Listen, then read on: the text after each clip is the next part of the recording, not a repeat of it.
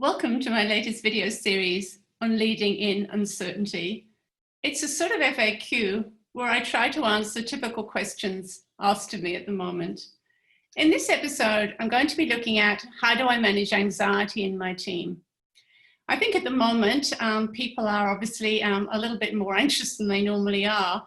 And so that actually becomes something that leaders are needing to embrace and work with more than they might have done in the past. And so I'm going to explore what that might look like if you are better understanding how to do that as a leader. I think the first thing that I think is important to say is that right now worry is normal. People have concerns, not just about their health and potential for infection, but of course there's also aspects such as economic reality, so job security, perhaps not only their own, but the job security of members of their family. There are lots of concerns that people may not have had to address in the past. And so we may even have people who are quite fearful on multiple levels. But definitely some degree of worry is absolutely normal right now. So it's what we would call a normal reaction to an abnormal situation.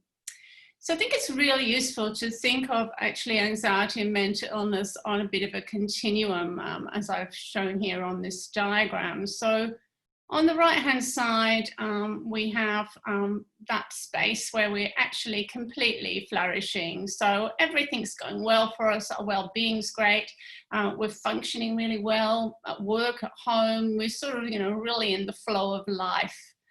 And of course, sometimes we're there and sometimes we're not there. And at the other end of the continuum, of course, we have what we would term as psychologists, a mental illness. So in order to be down in that area, then you actually need to meet some criteria around what's called the DSM. And this allows us to diagnose the mental illness. And of course, at this stage, it's really low functioning on a number of levels. But in the middle, there we are most of the time. So sometimes we might be moderately okay, sometimes we might not be as well, we might be languishing at the moment. And I guess it's really natural for all of us to be moving a little bit more towards the left-hand side right now. So actually normalizing that people are going to feel a little bit anxious at the moment is really, really important, because if we start to overdiagnose, then we're actually probably overdoing it, if you like. The next thing that's really important as a leader is to recognize that, of course, anxiety is not the same for everyone. And within your team, you're going to have people with variable levels of concerns and anxiety at the moment. It's interesting that a lot of people are really thriving. They're loving actually being at home. They're loving not having to be part of the organizational politics. They're loving the space, the quiet, not commuting. It's really important not to have one size fits all, I guess, because we're going to have people in our team who are really going very well. And then we're going to have most people in the middle of, there are some things that are bothering them, but largely they're going okay.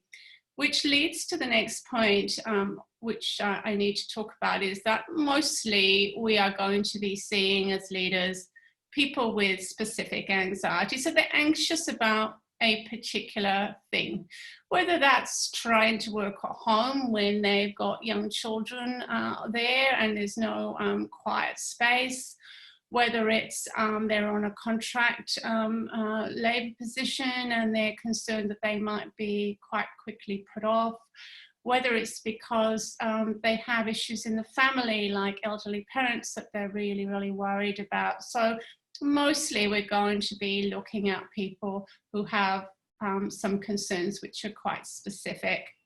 And then lastly, and this will be a minority of people, we have those who would be considered to have an anxiety disorder. So I'm going to talk a little bit around how as a leader you might manage the specific anxiety, and then how you might identify when possibly this is a situation where things have gone beyond normal worrying to be quite concerning and will need some specialist assistance. So what to do? Well, the obvious thing is you need to listen, and you need to listen with empathy. So going back to episode 1, where we talked about humanity, care and compassion being really critical at the moment, it's important to put relationships before tasks a little bit, and so listening is where you start.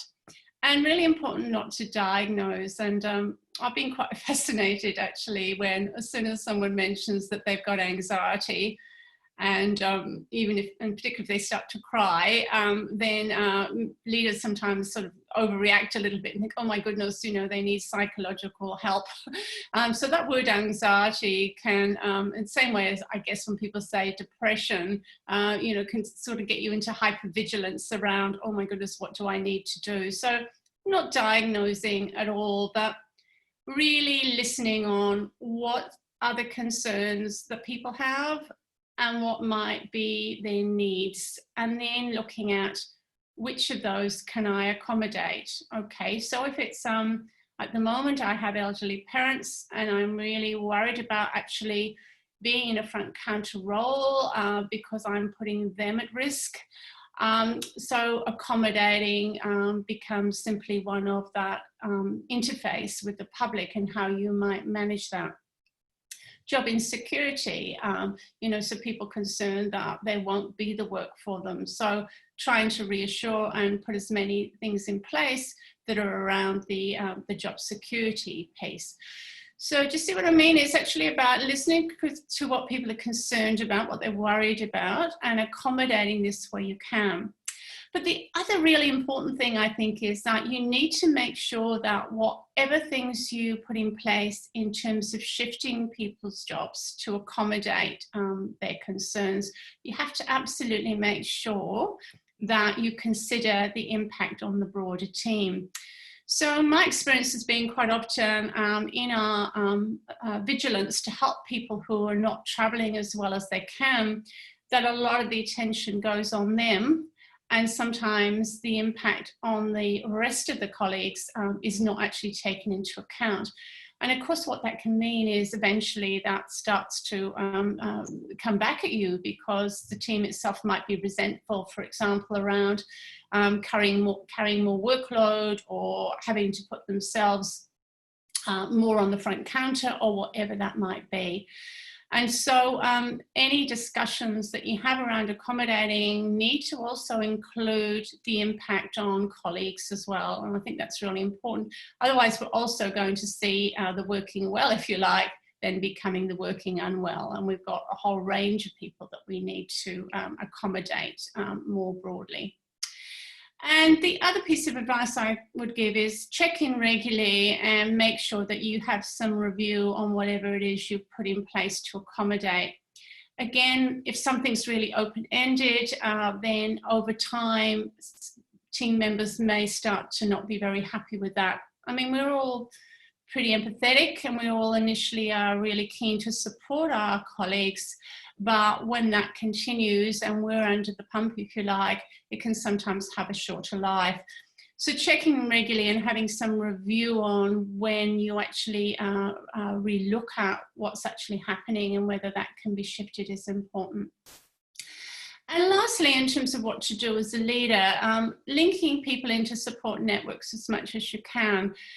I was talking to someone yesterday who is absolutely exhausted in terms of trying to check in and support all of their staff with their individual concerns while still trying to do their own job as a leader. And so we don't have to be the sole supplier of support, and, you know, setting people up with buddying systems, you know, getting people to share resources, share tasks, whatever it might be, look at ways in which you can actually link the person into people other than yourselves for support. Which leads me to when specialist help is the support that we actually need. So as I mentioned earlier on, you know, we've got these two ends of the continuum where people are mentally unwell and people are thriving, and in the middle we're just worrying and we're not traveling as well as we possibly could. And so what might be some indicators where we're actually on that left hand of the continuum of mental illness? All right, so this is what we might see. We might see excessive worrying, almost a rumination, you know, people going over and over in their head around the concerns they have, and usually going to the worst case scenario. So as we know in life, there's the best case, there's the worst case, and there's the most likely scenario. And if we're constantly going to the worst case and that's going round and round in our mind, then this excessive worrying is something that needs attention. You might see a staff member really hypervigilant and restless and easily irritated.